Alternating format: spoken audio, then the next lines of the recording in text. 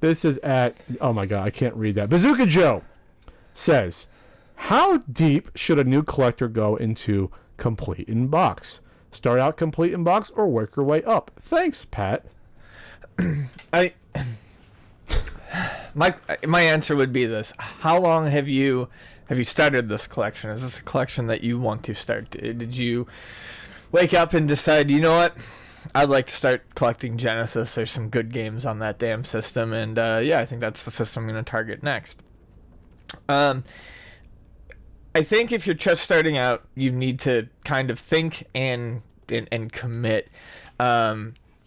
If you really want to go complete in box, which gets crazy, but if you want to go complete in box, you should do it from the start so that you're not just buying placeholder games in your collection that you're going to have to upgrade later. Because it's not going to be cheap. It's only going to get more expensive. It probably, at least for the complete in box ones, for a while, to replace that copy. So you're going to be spending more total on the game, even if it's a rare game and you trade up your loose copy for a complete copy. It would be rough to to play catch up like that. However, if you decide that you want to, you're fairly certain, 100% certain that you want to go with complete in box. If you decide that you don't, it's really easy to back out of complete in box. Sell off your boxes and manuals. Keep your games.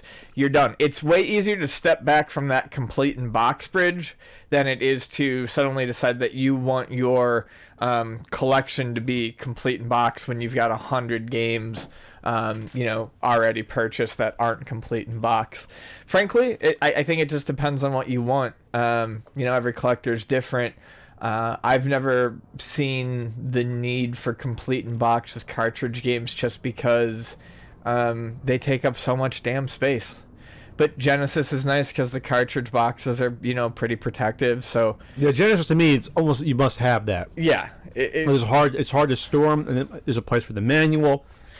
Yeah, for Genesis, I would almost make the argument that, collect in box is the way to go with Genesis. Because, at least for right now, you can still do it and get lucky most of the time with those games. Yeah, it depends on how much money you have. Too. If you have space money. If you don't have money or space, don't go near this. But if you're going to do it and you have the money, you don't care about space, you have to buy in bulk. Go to shows.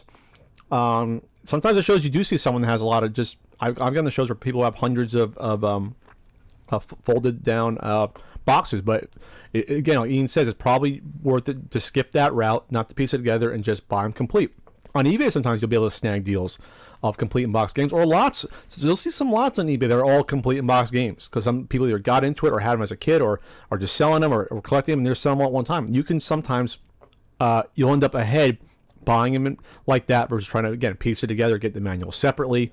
Trust me, I just pieced together 99% of the NES manuals, almost 800, and I probably spent a lot more per pound versus if I bought them all complete in box versus buying the manual separately. It's probably the same for buying the boxes and manual separately as well. And I would almost certainly say that, this goes for, anyone who's doing serious collecting, but if you're going to do complete in box collecting, it's best to buy it probably in lots, even if there's only one or two games in that lot you're looking for, and spend the extra money because you're going to find a lot of people who are doing complete in box.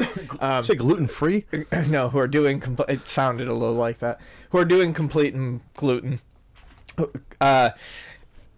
They're going to want trades. A lot of these people like to do trades and trade bait. There's a lot less, I think, cash changing hands for these things, especially at conventions or in local collector circles. So it's always good to have if you're going to do complete like NES, have a stack of doubles, or it doesn't matter. Have something to throw in besides cash.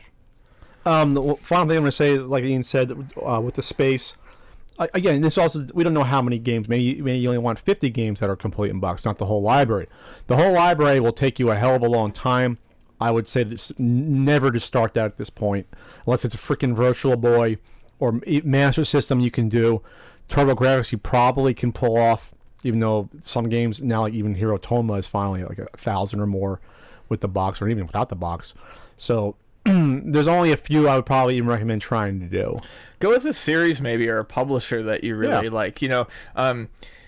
Get all the Disney Afternoon games complete in box, or get all the Mega Mans, complete in box, or All the ones I grew up with as a kid, I have complete in box. All like 14, 13 games I have. if you like Jellico, get all those complete in box. And even some of those are going to be really expensive to get, but maybe you can start small there and see if you really want to keep going with that. Pick a set that you like, try doing that all complete in box.